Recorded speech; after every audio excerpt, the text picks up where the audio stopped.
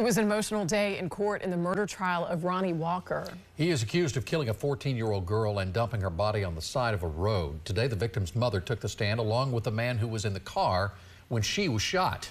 News Channel 8's Jenna Bass joining us live from outside the Hillsborough County Courthouse. Keith and Jen, hello. You're absolutely right. It was definitely an emotionally charged day today here in court when both the victim's mother and the man who was there when she was shot took the stand. That's not Alexia. That's not Alexia. Her walk, her hair, skin tone. Prosecutors say in May of 2022, Walker shot 14-year-old Alexia multiple times and left her body in an empty lot on West Florabraska Avenue in Tampa. Robert Creed, who was also in the vehicle at the time of the shooting, took the stand today. I heard a gunshot. Okay. And what happened when you heard that gunshot? I jumped. When I jumped, I looked. I seen her holding I looked in the bike seat. I seen her holding like her chest. Walker's defense team is arguing that it was Creed who pulled the trigger. During his testimony today, Creed pointed the finger directly at Walker. I heard 2 more gunshots. Just 2? Yes, sir. And did you see her get shot? No, I didn't physically see it, but I know he did it.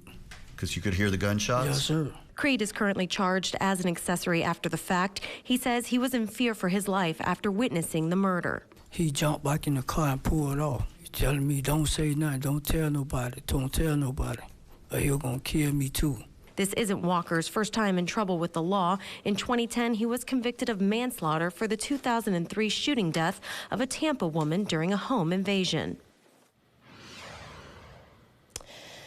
And if convicted in Alexia's murder, Walker is facing the death penalty. For now, we're live in Tampa. Jenna Bass, 8 on your side.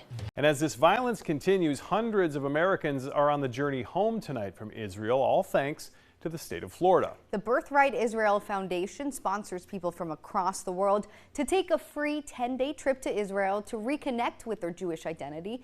And today the organization evacuated 1,500 people to Greece. From there, they will fly to Tampa International Airport.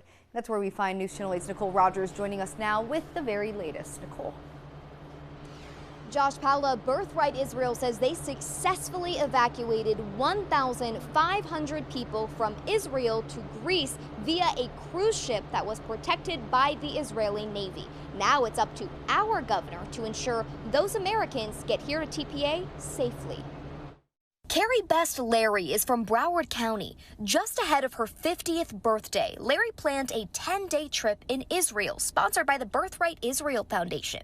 Now, instead of reconnecting with her Jewish identity, she's fleeing back to the U.S. Larry and about 1,500 others arrived in Cyprus, Greece Wednesday after escaping barrages of Iranian missiles. Explosions, we saw the dome protect us, we saw missiles, we heard things, we heard sirens, we were out in public, we went to shelter the minute we got that notification.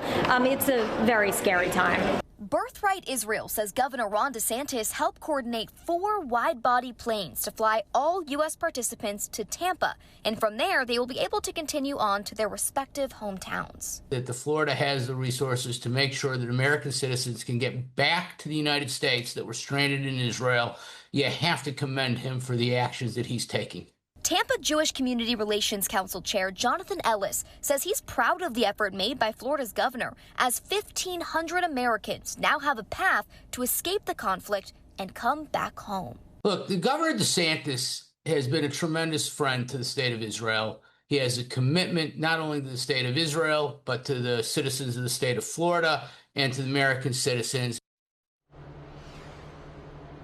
We are still awaiting word from the state on when exactly we can expect those flights here at TPA. Of course, when we get those answers, we will instantly relay them to you on WFLA.com. For now, live at TPA, Nicole Rogers, 8 on your side. A man in St. Pete has called 911, get this, more than 16,000 times, including hundreds of calls about his own neighbors. Dispatchers say most of them, I would say the vast majority, were not true emergencies. Of course, that's what 911's for.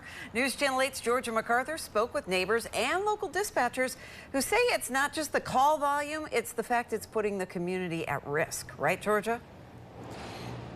That's right, Stacey and Josh. And according to this report, not only did he call 911 16,000 times, he called 911 more than 3,000 times this year alone. Now, I spoke to Mr. Samuel Thomas on the phone. He denies any wrongdoing and told me he was simply just reporting neighborhood nuisances. Investigators say Samuel Thomas has called 911 more than 16,000 times in the last 5 years, including more than 3,000 calls just this year. Many of those targeted one family, and some neighbors say this pattern of calling has gotten out of hand. I notice sometimes if the music too loud, he'll start calling and cussing and raising hell. That's just over excessive. That's wasting taxpayers' money. The final straw, police say Thomas claimed someone was shooting an AR-15 in the roadway in a neighborhood on 11th Avenue in St. Petersburg. But when officers arrived, they found children playing in the front yard and a family having a barbecue. When you're reporting that somebody's shooting off an AR-15, we're going to send a lot of resources out to see you. Instead of just one or two when you have a normal complaint of drugs or, a fight, something like that. So it can be extremely dangerous, especially, I'm sure, for the neighbors. St. Pete Police, what's the location? You need officers? Dispatchers say there is no public safety reason to justify the more than 600 calls he's already made at one particular house in his neighborhood. He usually calls about the kids in the street that are playing basketball or drug dealers down the road. He gives us vehicle descriptions, people descriptions, and oftentimes when we get out there, there's no complaint that's valid. Well, the Supreme Court upheld Tennessee's ban on gender-altering surgery for transgender minors. The justice's decision will have an impact in another 26 states with similar laws, including Florida. News Channel 8's Jeff Patterson joining us live from Tampa with two very different sides to this story. Jeff. Good evening, Keith and Jen. Well, a member of Equality Florida's public policy team called the Supreme Court ruling devastating. But the head of the Hillsborough County Republican Party says this is a ruling for families. Like 26 other states, Florida has a law banning transgender care for people under the age of 18. Today's Supreme Court ruling upheld a similar Tennessee law. Equality Florida says the decision is significant. We know that today's decision from the Supreme Court is absolutely devastating, and it allows politicians, instead of parents working with medical professionals, to decide what type of care their child can receive. Carmen Edwards, the chairman of the board for the Hillsborough County Republican Party, has a different view. I think it's good. She says if a law preventing gender care for people under the age of 18 had been in place, it would have impacted her family. We were a divorced family, so my daughter wanted to transition at 15, and her mother wanted her to, and we wanted her to wait. We weren't saying don't do it, but we wanted her to wait till she was 18 or 20 so that she could make a good informed decision. And being that we were a divorced family, it made it very difficult, and the mom won out. She says Florida's law is designed to help families like hers. So I think allowing her to wait till she was an adult would have created less stress on a blended family. Quinn Diaz with Equality Florida says Florida's law is still facing challenges in court. And despite today's ruling, they believe Florida's law could still be overturned. This decision should concern every parent, because if politicians can override your ability to seek the care that your child needs based on who your child is, then no family is safe. Florida's law banning gender care for minors is still under review at the appellate level. Live in Tampa, Jeff Patterson, 8 on your side. To come back every single time that we can. We're going to come back to the budget meetings. Some parishioners are planning their next steps after Hillsborough County commissioners voted to end an affordable housing fund. Good evening, everyone. I'm Josh Benson. I'm Jennifer Lee. Thank you for joining us. The Hope Affordable Housing Act created a fund that helped the county invest local dollars to go alongside state and federal grants for new affordable apartment units. News Channel 8's political reporter Ty Russell joins us now in studio with more on this story. Yeah, Jen, Josh, there was a sea of purple shirts today in the audience showing their support for keeping the Hope Affordable Housing Fund and the up to $10 million allocation a year. But many admit they were not surprised by today's vote repealing the measure. We're funding other extravagant things like this over our critical, immediate needs that are in the community. Folks, folks. That's the reaction from the audience toward Republican Commissioner Joshua Wostel, who says now more funding can go directly to public safety and transportation. Motion carries 5-2. Commissioners Cohen and Myers voted no. Wostel and the 4 other Republican commissioners won their effort to end requiring the county administrator to allocate $10 million a year to an affordable housing fund in the proposed budget. Since commissioners have the final say, in recent years, the board decided to allocate $2 million instead of $10. The reality is, over the next 6 years, we're going to be investing $400 million into affordable housing. Republican Chair Ken Hagan is referencing HUD dollars stemming from back-to-back storms. Supporters of keeping the county fund fear those federal dollars won't go toward new development, just repairs and mitigation.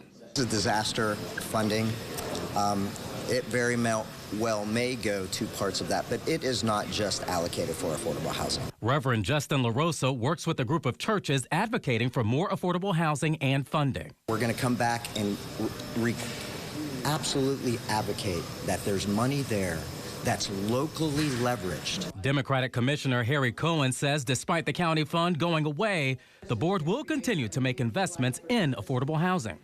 That's not going to go away. That's something that the board is still going to have to entertain in the future. It may be on a case-by-case basis. It may be on a year-by-year basis. And supporters say since 2019, the fund has helped open 1,100 new affordable apartment units.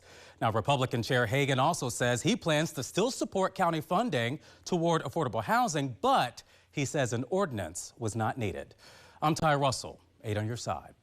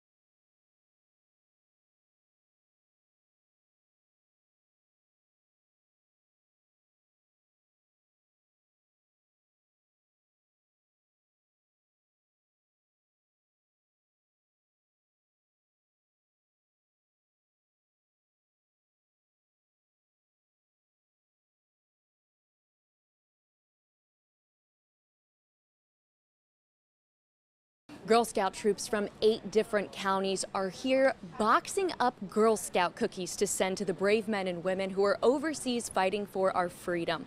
Now, as you can see, they're taking different care packages, putting in the cookies, and sending our troops just a little piece of home. Box after box of Thin Mint, Samoas, and other Girl Scout cookies were packed up, ready to go overseas.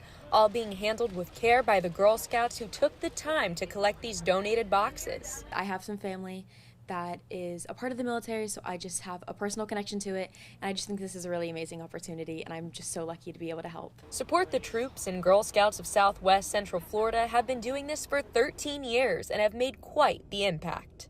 Over that time period, we've sent over 8 million Girl Scout cookies from, they donate ton. Well, this year they donated 17 pallets. They're a symbol of how we inspire children to make a difference in their world, and they're really making a global impact when they sell the cookies in donation for Gifts of Caring. Those who have received these packages before say it's so much more than just getting a box of cookies. I know they feel so excited because when they get the packages, at least the way I felt, you open it and you're just smiling because you remember all the little girls that came to your door and wanted to sell you Girl Scout cookies. And it's just really a little taste of home. It reminds you of why you're there. Every year from January to March, you can buy a box of cookies that will be donated to support the troops. 1% of this country raised their hands, took an oath to serve. So the other 99% can get behind them and support it. And there's no better example than these lovely young ladies and all the hard work they put in. 3 Girl Scouts were also recognized for selling the most cookies for our military members. And on top of the cookies, Girl Scouts like Shay Polly have a special message to the men and women who took the oath to serve this country. Thank you so much for your service, and I appreciate everything that you do for us and our country, and I just think it's truly amazing what you guys do. And I just think this is a really nice way to give back for everything that you've done for us. Now, all of these boxes are going to be shipped out next week, and it takes around 7 to 10 days to reach their destinations overseas. In Wesley Chapel, I'm Alessandra Young, 8 on your side. Today is Juneteenth, a federal holiday that's also recognized in many cities across the Bay Area. But this level of awareness took decades of work from advocates who wanted history to be remembered. Polk County Bureau reporter Stacy DeSilva spoke to one of those advocates today. Doris Moore Bailey is attending the 33rd annual Juneteenth celebration in Lakeland. Because of her and her father, Lakeland was the first place in Florida to have a Juneteenth observance. We're looking to just make sure everyone who can appreciate history. It's been Doris Moore Bailey's life work, traveling throughout Florida, throughout the country, to get people to pay attention to Juneteenth. We had to work hard. We had to solicit the congressional representatives to push through all of the states to make sure that each state recognized Juneteenth. Her work began in 1992 when she organized Lakeland's first Juneteenth celebration after attending college in Texas and learning about the holiday. It commemorates when slaves in Texas found out they were free, 2 years after the Emancipation Proclamation. That's when the enslaved ancestors were freed, right? And it's our history. It's a part of United States history. Moore Bailey is now a regional director for the National Juneteenth Observance Foundation. She is still traveling throughout Polk County, attending Juneteenth proclamations. Whereas for 160 years, Juneteenth Day has continued to be the most recognized African-American holiday. To Moore Bailey, Juneteenth represents American freedom as much as any other patriotic holiday. Flag Day, then Juneteenth, and then the 4th of July, Independence Day, completes that cycle of freedom. Lakeland's Juneteenth celebration is this Saturday at the Coleman Bush Building from 10 a.m. to 4 p.m. with a banquet to follow. Reporting in Lakeland, I'm Stacy DeSilva, 8 on your side. Advent Health. Keep reaching for what makes you feel whole. Well, in this week's Kids Corner, we are heading to Lutz to visit a brand new indoor play space. Tiny Tots Playtown is for the little kids, but it's already building a large community. Give me the pasta. Whether your toddler's grocery shopping, playing dress up, or painting, this tiny town is packed with big adventures. Owner and mother of 2 young kids, Lauren Pratt, says she wanted a place where kids could meet other friends with no screens, no chaos, just good old-fashioned fun. It's a growing area, it's lots of young families, but there's like 1 or 2 places to take your kids. So my idea was to open this place just to add another thing to the community. And she says parents and caretakers have also created a community with each other. It's very isolating when you have young kids, so I wanted parents to come in, be able to talk to others, create friendships, and I actually have seen that here. Thank you. Julie Sorrentino is a regular at Tiny Tots with her little ones. They love playing with the vets, and then there's some balance bikes, some different sensory items that are fun. The sensory room is one of the most popular rooms, with this toy being a kid favorite. We have air tubes in there, so they shoot the balls in the air, and I would say that is our #1 toy. With so many studies out about screen time and kids. I don't know about other people's kids, but my kids will look at the screen, and I'm like, hello, hello. Lauren says this is a place to get away from the screen, out of the heat, and a good way to practice social skills. And then here they're creating, they're imagining, they're dressing up, they're doing all of that stuff, and it's really good for their socialization and their development overall. And chances are, once they visit this little play space, your little one won't want to leave. Well, Tiny Tots Playtown is open 7 days a week, and they also sell items like this from local businesses owned by moms. So be sure to check that out as well. I'll post the details for you on WFLA.com. Well, today is Juneteenth, and celebrations are happening across Tampa Bay, marking the holiday. 8 on your side's Alessandra Young joining us in the studio this morning with the event that Tampa Police are hosting today. Good morning. Good morning. Chris and Avery, today is a day of celebration, a celebration of freedom. Local leaders say even though there are still injustices that persist today, Juneteenth is meant to celebrate how far we have come as a country. Juneteenth is a celebration of freedom and a chance for the community to come together and build relationships.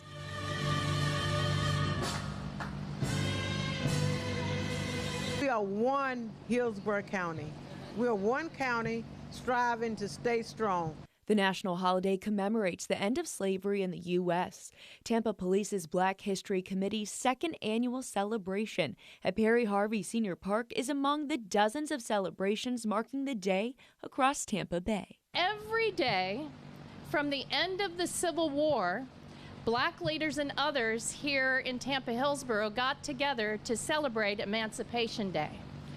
So this is quite meaningful. This is nothing new. This is in our DNA here, that we believe in the equal rights for all in Hillsborough County. Hillsborough County also celebrating by raising a Juneteenth flag yesterday, marking 155 years since slaves across the South were freed. Back there, it was a jubilant celebration for the African American people.